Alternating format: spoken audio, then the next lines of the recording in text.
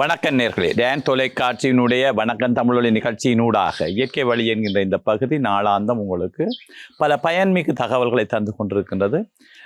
அந்த வகையிலே நாங்கள் பல்வேறுபட்ட ஒரு வீட்டு தோட்டத்தை அமைப்பது, அந்த வீட்டு தோட்டத்தை இயற்கை முறையில், அதாவது சேதன உள்ளீடுகளை பயன்படுத்தி எப்படி தூய்மையான நஞ்சற்ற மரக்கறிகளை உற்பத்தி செய்து நாங்கள் உணவுக்கு பயன்படுத்துவது, இயற்கையாக மரங்களை காடுகளை அழிப்பதனால் எங்களுடைய தாவர போர்வைகள் அற்றுப்போவதனால் ஏற்படக்கூடிய தீமைகள் மற்றும் பிளாஸ்டிக் பொலித்தீன் போன்றவற்றினுடைய அதிக பயன்பாட்டினால் ஏற்படக்கூடிய தீமைகள், இயற்கையாகவே பிராணிகளுக்கும் தாவரங்களுக்கும் இடையிலான தொடர்புகள், அதே போல தாவரங்களுக்கு ஏற்படக்கூடிய அதாவது நோய்கள், அவற்றை இயற்கை வழியிலே கட்டுப்படுத்துவதற்கான வழிகள் என பல்வேறுபட்ட தகவல்கள் இந்த நிகழ்ச்சியூடாக உங்களுக்கு தரப்பட்டு கொண்டிருக்கின்றன. இன்றைய நாட்களில் நான் ஏற்கனவே கூறியிருக்கிறேன், இந்த தாவரங்களுக்கும் பிராணிகளுக்கும் ஒரு நிறைய பிணைப்புகள் காணப்படுகின்றன.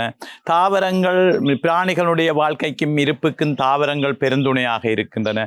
அதே போல தாவரங்களுடைய பெருக்கத்துக்கும் தாவரங்களுடைய இருப்புக்கும் பிராணிகள் துணையாக இருப்பது போல பிராணிகளினுடைய வாழ்க்கைக்கும் அதனுடைய இருப்புக்கும் தாவரங்கள் துணையாக இருக்கின்றன என பல்வேறுபட்ட தகவல்கள் தரப்பட்டு கொண்டிருக்கின்றன. இதிலே இந்த வித்துக்கள் பரம்பல் அடைவது தொடர்பாக நான் ஏற்கனவே கூறியிருக்கின்றேன். இந்த வித்துக்களை பரம்பலடைய செய்வதிலே பிராணிகளுடைய பங்கு மிக பிரதானமான ஒரு பங்காக இருக்கின்றது. பல்வேறுபட்ட தாவரங்களினுடைய காய்களையும் பழங்களையும் பிராணிகள் உணவாக உட்கொள்ளுகின்றன. அவ்வாறு உணவாக உட்கொண்ட பிராணிகள் அந்த தங்களுடைய எச்சங்களினூடாக தாவரங்களுடைய வித்துக்களை பெரம்பலடைய செய்கின்றன. அதைவிட வௌவால் போன்ற பல பிராணிகள் அதாவது தாவரங்கள் இருக்கின்ற பழங்கள் வித்துக்களை காவி சென்று தூர இடங்களுக்கு போடுகின்றன. இயற்கையாகவே இந்த முறைகளிலே தான் இந்த இயற்கை தாவரங்கள் பல்வேறுபட்ட இடங்கள், ஓரிடத்தில் தாவரங்கள் இருந்தாலும் கூட பல்வேறுபட்ட இடங்களுக்கும் பரம்பலடைந்து காணப்படுகின்றன.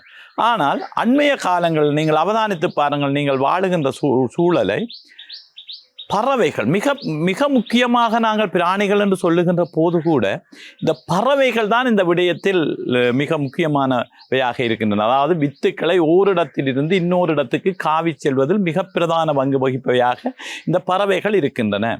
ஆனால் நீங்கள் அவதானித்து பாருங்கள், நாங்கள் வாழுகின்ற சூழலில் அதாவது முன்னைய காலங்களில் உலாவி திரிந்தது போல இந்த காலங்களில் பறவைகள் உலாவி திரிவது மிக குறைவு. அதிகமாக காகங்களை தவிர எங்களுடைய வீடுகளில் நாங்கள் வாழுகின்ற சூழலில் பிராணிகளுடைய நடமாட்டம் குறைவடைந்து வருகின்றது என்பது நீங்கள் அவதானித்திருக்கக்கூடிய ஒரு உண்மையில் அதே போல ஒட்டுமொத்தத்திலே பறவைகளினுடைய இந்த சஞ்சாரம் என்பது மனிதர் வாழுகின்ற சூழலிலே மிக குறைவாக இருக்கின்றது. பல்வேறுபட்ட காரணங்கள் அதற்கு சொல்லப்படுகின்றன. நாங்கள் பாவிக்கின்ற அதாவது தொலைபேசி, அதே போல எத்தனையோ வகையான அலைகள், இந்த வானிலே வருகின்ற அலைகள் என்ன பல்வேறுபட்டவற்றின் காரணமாக இரைச்சல், சத்தம், அவை வாழ்வதற்கான ஒரு அமைதியான சூழலின்மை என பல்வேறுபட்ட காரணங்கள்னாலே மனிதனை விட தொலைவிலே அல்ல மனிதன் இருக்கின்ற பகுதிகளுக்கு பறவைகள் வருவது குறைவாக இருக்கின்றது.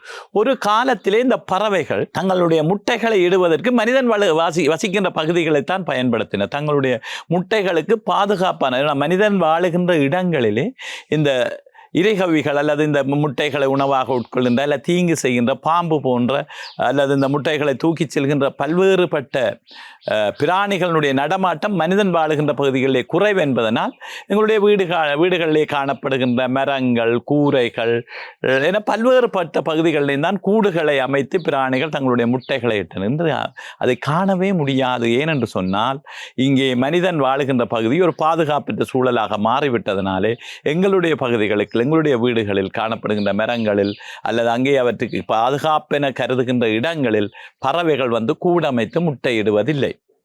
அப்போ இதிலிருந்து நாங்கள் உணர்ந்து கொள்ளலாம், கரிக்குருவி, கொண்டைக்குருவி, வீட்டுக்குருவி என இந்த குருவி இனங்கள், புழுனி என பல்வேறுபட்ட அதாவது தங்களுடைய முட்டைகளை பாதுகாப்பதற்கு மனிதனை ஒரு கவசமாக நினைக்கின்ற பிராணிகள் நாங்கள் வாழுகின்ற பகுதிகளிலே தான் இந்த முட்டைகளை எல்லாம் இட்டு வந்தன. ஆனால் இன்று அவ்வாறு அவை முட்டையிடுவதும் இல்லை. எங்களுடைய வீட்டுச் சூழலை அவற்றை அவதானிக்கவும் முடியாத ஒரு நிலைமையாக இருக்கின்றது. இயற்கை சூழல் என்பது இவை அனைத்தும் இணைந்ததாகத்தான் இருந்தது. ஆனால் இன்று அந்த இயற்கை சூழலை ஒரு கேள்விக்குறியான ஒன்றாக பூமியாக மாறி இருக்கின்றது என்பதற்கு இது ஒரு காரணம். எனவே இந்த பறவைகளுடைய நடமாட்டம் எங்களுடைய மனிதன் வசிக்கின்ற பகுதிகளிலே குறைவாக இருப்பது இந்த தாவர பரம்பலுக்கு ஒரு பெரிய தாக்கத்தை ஏற்படுத்தி இருக்கின்றது பெருமுன்மை. இது தொடர்பான விடயங்களைத்தான் இந்த நிகழ்ச்சியிலே தொடர்ச்சியாக நாங்கள் உரையாட இருக்கின்றோம். இந்த அதாவது இந்த பறவைகளுடைய நடமாட்டமும் பறவைகள் அருகி வருகின்றது என்ற இந்த நிலைமை இந்த தாவரத்தினுடைய பரம்பலுக்கும் வளர்ச்சிக்கும் அதனுடைய பெருக்கத்துக்கும் எவ்வாறு தீங்கினை விளைவிக்கின்றன என்கின்ற விடயத்தை இந்த நிகழ்ச்சியினூடாக நாங்கள் தெரிய இருக்கின்றோம். எனவே இந்த நிகழ்ச்சியினூடாக நீங்கள் தொடர்ந்து இணைந்திருப்பதனூடாக இந்த விடயத்தை அறிந்து கொள்ளலாம் என்று கூறி விடைபெறுகின்றேன். நன்றி, வணக்கம்.